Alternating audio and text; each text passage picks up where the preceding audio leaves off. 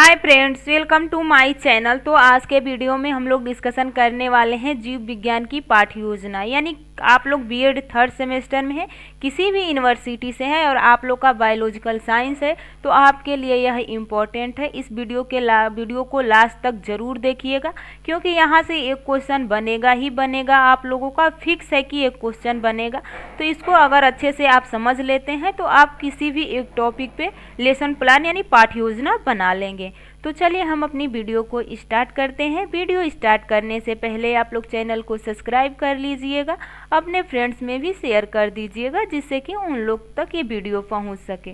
तो चलिए हम लोग देखने वाले हैं कि पाठ्य योजना किस तरह से बनाना है आप लोगों को, क्योंकि अगर आप लोगों से पूछा जाएगा ही जाएगा कि पाठ्य योजना किसी एक पॉइंट पे आपको बनाना होगा, 7, 8, 6 किसी क्लास के कोई एक चैप्टर लेंगे या एक हेडिंग लेंगे, जैसे कि आप लोग को कोशिका पे बनाना है या उत्तक पे टिश्यू पे बनाना है या किसी भी एक पॉइंट पे आप लोग को पाठ्य योजना बनाना ही होता है।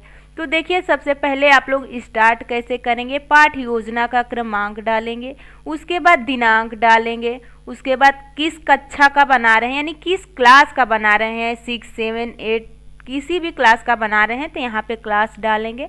मैंने 8th का लिया है, वहाँ से आप लोग को समझाने की कोशिश करूँगी। या वर्ग लेंगे, किस वर्ग का है, ए बी वर्ग का है, किसका है। यहाँ पे आप लोग का प्रकरण क्या है, प्रकरण का मतलब कि आप लोग का मेन हेडिंग क्या है, कोशिकांग यानी कोशिका सेल। आप लोग सुना ही होगा, आप लोग को इतना तो पता ही होगा कि हमारी शरीर अनेक कोशिकाओं से मिलकर बना हुआ है। कालखंड यानी प्रथम होगा, औसत आय होगा। यहाँ पे इसको नहीं भी लिखेंगे तो कोई बात नहीं है।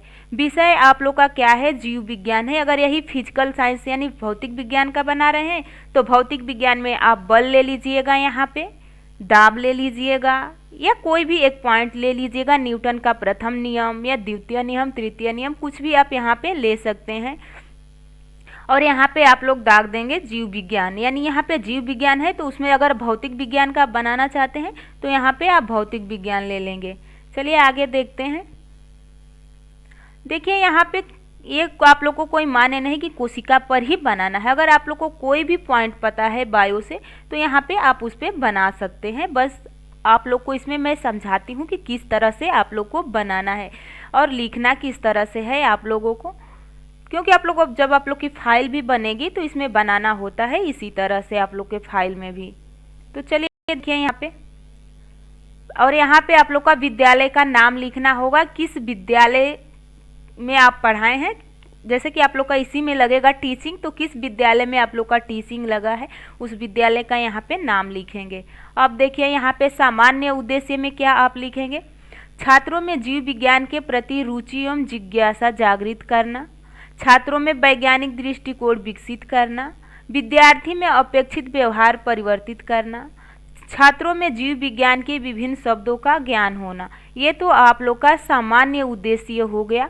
इसमें देखिए अगला करेंगे विशिष्ट उद्देश्य। क्या डालेंगे आप लोग, छात्रों को कोशिकांगों के बारे में विस्तृत जानकारी देना। यहाँ पे आप लोग का विशिष्ट उद्देश्य का मतलब कि आप किस टॉपिक पे अपना लेसन प्लान बनाने जा रहे हैं, आप लोग इसके उस टॉपिक को बच्चों को कैसे समझाएंगे, आप लोग का टॉपिक क्या है। तो यहाँ पे दिया हुआ है कि छात्रों को कोशिकांगों के बारे में विस्तृत जानकारी देना। शिक्षण सहायक सामग्री क्या होगा, यानी आप लोग क्या लेकर जाएंगे कि बच्चों को समझाएंगे या किस पे आप इसको पढ़ाएंगे। तो देखिए लपेट फलक श्यामपट, कोशिकांगों का चार्ट यानी एक चार्ट लेंगे जिसपे आप लोग का कोशिकांग का फिगर बना हो। पूर्व ज्ञान, देखिए मतलब पूर्व ज्ञान का मतलब कि बच्चों से आप कुछ क्वेश्चन करेंगे कि क्या बच्चे को इसके बारे में मालूम है कि नहीं मालूम है, हमें किस लेवल से बच्चों को समझाना है, कहाँ से हमें अपनी जो बच्चों को समझाने की प्रक्रिया है उसको चालू करना है। तो वहाँ पे आप लोग का पूर्व ज्ञान, जब बच्चे के पूर्व ज्ञान को आप लोग समझेंगे तभी आप लोग उस बच्चे को आगे की ज्ञान दे सकते हैं। तो देखिए छात्र कोशिकांगों के बारे में आंशिक ज्ञान रखते हैं। यहाँ पे देखिए प्रस्तावना में आप लोग का देखिए यहाँ पे आप लोग को प्रश्न पूछना होगा बच्चों से कि बच्चे को किस लेवल तक प्रश्न पता है। देखिए एक छोटा सा है, हम कहाँ रहते हैं। बच्चा अगर आप लोग को जवाब दे देता है घर में, फिर अगला क्वेश्चन आप लोगों का होगा कि घर की दीवार किससे बनती है। बच्चा जवाब अगर दे देता है ईंट, पत्थर एवं सीमेंट इत्यादि से, फिर अगला क्वेश्चन आप पूछेंगे, ईंटों को जोड़कर किसका निर्माण किया जाता है? भवन का।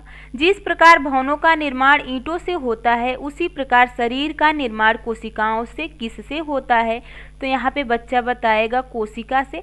ये कोई मान्य नहीं कि आप 5 क्वेश्चन पूछेंगे। अगर 1-2 क्वेश्चन पूछे हैं, आप तीसरा क्वेश्चन पूछने जा रहे हैं, अगर बच्चा दूसरा क्वेश्चन का जवाब देने में असमर्थ है, फिर तीसरा क्वेश्चन पूछते हैं, वहाँ पे भी असमर्थ हो जाता है, तो वहाँ से आप अपनी पढ़ाई, बच्चों को किस तरह से पढ़ाना है उसको मतलब आप स्टार्ट कर देंगे समझाना।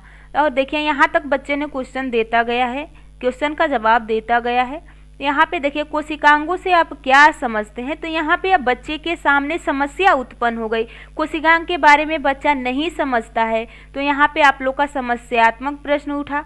अब आप यहाँ से आप लोग उद्देश्य कथन देखेंगे। अच्छा, तो बच्चों आज हम कोशिकांगों का विस्तार पूर्वक अध्ययन करेंगे, यानी आप यहाँ से आप अपना स्टार्ट करेंगे कि आप बच्चों को किस तरह से समझा सकते हैं। देखिए थोड़ी वीडियो लंबी होगी, क्योंकि जो एक लेसन प्लान है मैं एक ही वीडियो में समाप्त करूँगी, जिससे कि आप लोग समझ पाएंगे। अगर इसका 2 पार्ट बना देती हूँ तो आप लोग को समझने में प्रॉब्लम हो सकता है, तो आप लोग इस वीडियो को लास्ट तक ज़रूर देखिएगा। देखिए यहाँ पे प्रस्तुतिकरण है, उसके बाद शिक्षण विधियाँ, व्याख्यात्मक विधि। व्याख्यात्मक विधि का मतलब बोलकर समझाना। अब प्रश्न उत्तर विधि, जब आप समझा लें तो उन बच्चों से फिर प्रश्न करें और बच्चे जवाब आपको देंगे। अगला देखिए यहाँ पे प्रथम अन्वयतः, इसमें आप लोग को क्या करना है? देखिए विषय वस्तु, शिक्षा क्रिया, छात्र क्रिया, श्यामपट्ट कार्य, इस तरह से आप लोग को लाइनें बनाना है। तो देखिए में शिक्षक कथन क्या है? कोशिका का आकार व आकृति उसमें उपस्थित कोशिकांगों के कारण होती है, जैसे कोशिका भित्ति, कोशिका झिल्ली आदि। आपको पता होगा कि कोशिका भित्ति पेड़ पौधों में होती है और कोशिका झिल्ली मानव में होती है। आप लोग कोशिका के अंदर ही आप लोग का होता है माइटोकॉन्ड्रिया, लाइसोजाइम, उसके बाद आप लोग का केंद्रक होता है, सेंट्रोसोम होता है, न्यूक्लियस होता है, गोल्जी बॉडी होता है, एंडोप्लाज्मिक रेटिकुलम होता है। तो ये बेसिक जानकारी आप लोग के पास होना चाहिए। छात्र क्रिया, छात्र कुछ भी क्रिया नहीं किया, उसको कुछ आपने बस थोड़ा सा बताया, उसको समझा। फिर श्यामपट्ट कार्य, अगर आप कुछ लिखना चाहते हैं या उस पर बनाकर समझाना चाहते हैं तो बना सकते हैं। तो देखिए यहाँ पे पहला है कोशिकांग। इसके अतिरिक्त कोशिका में और अन्य कोशिकांग भी पाए जाते हैं, जिनके अलग अलग कार्य होते हैं। एक परिपक्व कोशिका में निम्न कोशिकांग होते हैं, जैसे राइबोसोम, लाइसोसोम, माइटोकॉन्ड्रिया, हरित लवक, केंद्रिका आदि। यहाँ पे छात्र छात्राओं ने कोशिकांग के बारे में समझा व ध्यान पूर्वक सुना है। कोशिकांग राइबोसोम्स, आप वहाँ पे श्यामपट्ट पे लिख सकते हैं कि कोशिकांग के अंदर राइबोसोम होता है, लाइसोसोम होता है, माइटोकॉन्ड्रिया होता है, हरित लवक होता है, केंद्रिका होता है आदि। यहाँ पे आप लिख सकते हैं। देखिए आगे आगे क्या है, उसके बाद केंद्रिका के देखिए यहाँ पे अब आप थोड़ा प्रश्न पूछ सकते हैं बच्चों से।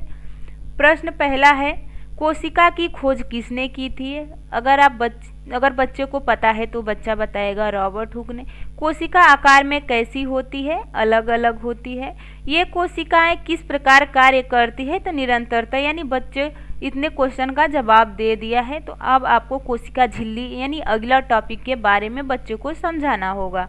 देखिए यहाँ पे शिक्षा कथन, कोशिकाएं अपना आकार बदलती रहती हैं। प्रत्येक कोशिका में मूलभूत कार्य करने की क्षमता होती है, जिसके आधार पर इनके नाम रखे गए हैं, जैसे पेशी बनाने वाली पेशियां, कोशिका रुधिर बनाने वाली रुधिर, कोशिका तंत्रिकाएं बनाने वाली तंत्रिका कोशिका आदि।